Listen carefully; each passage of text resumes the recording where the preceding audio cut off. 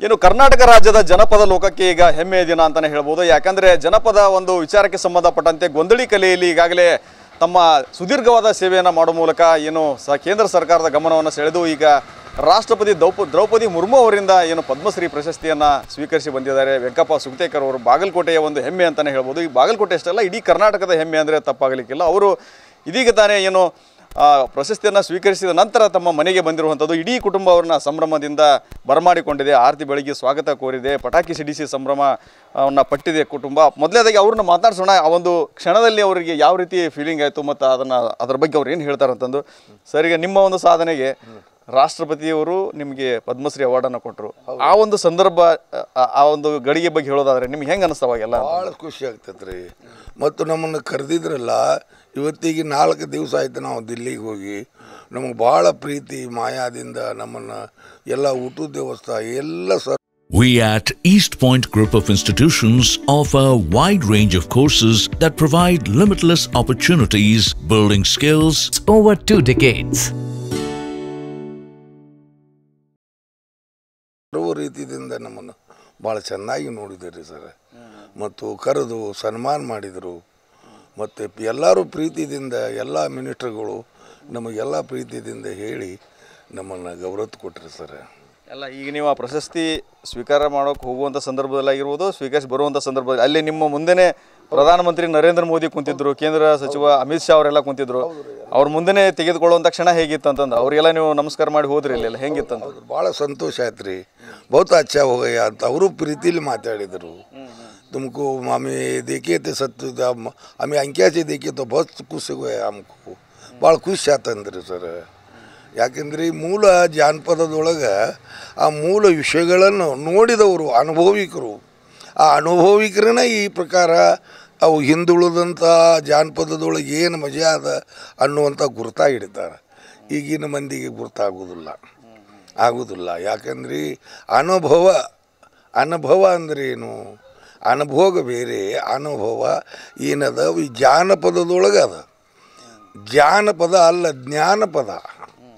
ಜ್ಞಾನಪದ ದೇವಿ ಪದಗಳಾಗಲಿ, ದಾಸರ ಪದಗಳಾಗಲಿ, ಶಿಶುನಾಳವರಾಗಲಿ, ಒಟ್ಟು ಏನದವ ಸಾಹಿತ್ಯ ಜಾನಪದದೊಳಗೆ ಇದ್ದ ಅಮೃತ ಎದರೊಳಗೂ ಇಲ್ಲ. ಈ ಜಾನಪದ ಪದಗಳನ್ನೇ ಎಲ್ಲ ಸಂಗೀತದಾಗೂ ಹಾಡ್ತಾರೆ, ಬೇಕಾದೊಳಗೆ ಹಾಡ್ತಾರೆ. ಲಾವಣಿ ಹಾಡ್ತಾರೆ, ಸಂಗೀತದೊಳಗೆ ಹಾಡ್ತಾರೆ, ಎಲ್ಲೂ ಸರ್ವಂದ್ರಾಗ ಬರ್ತಾವೆ, ಒಂದ್ರಾಗ ಬರೋದಿಲ್ಲ. ಜಾನಪದ ಅಂದ್ರೆ ಸರ್ವಕ್ಕೆ ಸಂಬಂಧಪಟ್ಟಂಥದ್ದು ಜ್ಞಾನಪದ. ಈಗ ರಾಷ್ಟ್ರಪತಿಯವರು ನಿಮಗೆ ಪ್ರೈಸ್ ಕೊಟ್ಟರಲ್ಲ, ನೀವು ರಿಸೀವ್ ಮಾಡ್ಕೊಂಡ್ರಿ, ಆ ಕ್ಷಣ ನಿಮಗೆ ನನಗೆ ಒಂದು ರೀತಿ ಸಾರ್ಥಕತೆ ಮೂಡ್ತಪ್ಪ ಅಂತ ಅನಿಸಿರ್ಬೇಕಲ್ಲ ನಿಮಗೆ? ನಾವು ಇಲ್ಲಿವರೆಗೆ ಸೇವಾ ಮಾಡಿದಕ್ಕೂ ಇದು ಒಂದು ಸ್ವಾರ್ಥಕ ಆಯ್ತು. ತಾಯಿ ಸರಸ್ವತಿ ಪುಣ್ಯದಿಂದ ನಾವು ಬಾಲ್ಯ ವಯಸ್ಸದೊಳಗೆ ಹಿಡ್ಕೊಂಡು ಇಲ್ಲಿವರೆಗೆ ಆದರೂ ನಾವು ಬೇರೆ ರಾಜ್ಯದೊಳಗೂ ಹಾಡೀವಿ. ಆದರೆ ಹಿಂಗೆ ಪ್ರತ್ಯಕ್ಷ ಇಷ್ಟು ಖುಷಿ ಆಗಿದ್ದಿಲ್ಲ. ಬರೀ ಹಾಡೋದೈತಿ, ಎಸ್ ಅಂತಾರೆ, ಮನೆಗೆ ಬರೋದೈತಿ. ಆದರೆ ಇಂಥ ಸ್ಥಾನ ಸಿಗಬೇಕಾದ್ರೆ ಏನೋ ಆ ತಾಯಿ ಸರಸ್ವತಿ ಪುಣ್ಯದಿಂದ ನಮಗೆ ಸಿಕ್ತ್ರಿ. ಭಾಳ ಆನಂದ ಆಯ್ತು. ಮತ್ತು ನಮಗೂ ಗೌರವ ಕೊಟ್ಟರು. ಎಲ್ಲರೂ ಒಬ್ಬರೇ ಅಲ್ರಿ ಸರ್, ನಮ್ಮ ಸಾಹೇಬ್ರಂಗಾರ ಮುಂದೆ ಇದ್ದರು. ಈ ಮೋದಿ ಅವರು ನೀವು ಕೈ ಮುಗಿದ ತಕ್ಷಣ ಅವರು ನಿಮ್ಗೆ ವಾಪಸ್ ಕೈ ಮುಗಿದ್ರು, ಅವಾಗ ಏನು ಅನಿಸ್ತೀರಿ? ಭಾಳ ಖುಷಿ ಆಯ್ತು ಭಾಳ ಖುಷಿ ಆಯ್ತು ರೀ. ಇಂಥ ಅನುಭವಿಕರು ಎಲ್ಲಿ ಯಾವ ಜನ್ಮಕ್ಕೆ ಸಿಗ್ತಾರೆ ರೀ ಸರ್. ಎಸ್ಪೆಷಲಿ ನೀವು ಪ್ರಶಸ್ತಿ ತಗೊಳ್ಳೋ ಹೊತ್ತಿನಾಗೂ ಬರಿಗಾಲಲ್ಲೇ ಹೋಗಿ ರಿಸೀವ್ ಮಾಡ್ಕೊಂಡ್ರೆ ಅದು ಭಾಳ ಎಲ್ಲರ ಕಡೆಯಿಂದ ಮೆಚ್ಚುಗೆ ಆಗ್ತದೆ. ಬರಿಗಾಲಲ್ಲಿ ಹೋದ್ರಿ ಸರ್. ನನಗೇನು ನಾವು ಅಂಥದ್ದು ಯಾವುದು ಒಂದೇ ಅಲ್ರಿ. ನಾವು ಯಾವುದೋ ಒಂದು ಮಠಮಾನ್ಯದೊಳಗಾಗಲಿ, ಒಂದು ದೊಡ್ಡ ಸ್ಥಾನದೊಳಗಾಗಲಿ ನಾವು ಬರಗಾಲಲ್ಲಿ ಹೋಗಿ ಶರಣಾಗ್ತೀವಿ. ದೇವಸ್ಥಾನದೊಳಗಾಗಲಿ, ಗುರು ಹಿರಿಯರಿಗಾಗಲಿ ನಾವು ಬರಗಾಲಲ್ಲಿ ಹೋಗಿ ಶರಣಾಗಿ ಅವ್ರ ಆಶೀರ್ವಾದ ಪಡ್ಕೊತೀವಿ.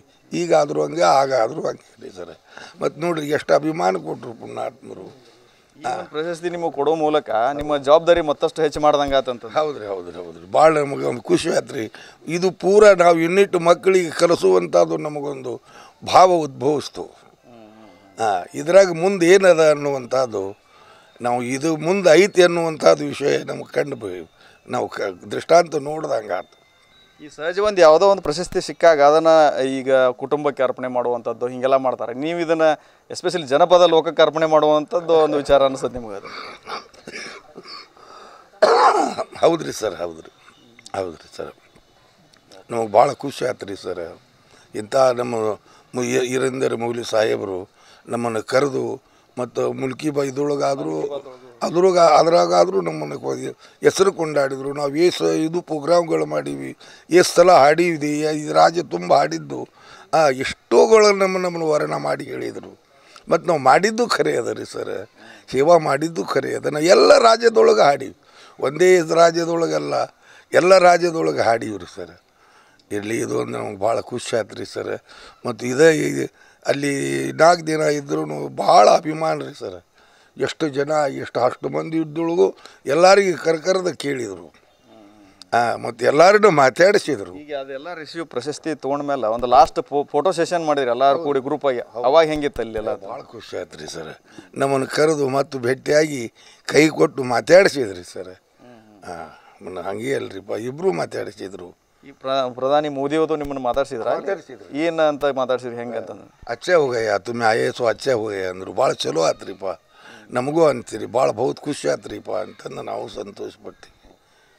ಇದಿಷ್ಟು ಏನು ಪದ್ಮಶ್ರೀ ಪ್ರಶಸ್ತಿ ಸ್ವೀಕರಿಸಿದಂತಹ ವೆಂಕಪ್ಪ ಸುಗ್ತೇಕರ್ ಅವರ ಮಾತು. ಕ್ಯಾಮ್ರಾಮ್ಯಾನ್ ಬಾಬು ಜೊತೆ ರವಿ ಮೂಕಿ, TV9 ಬಾಗಲಕೋಟೆ.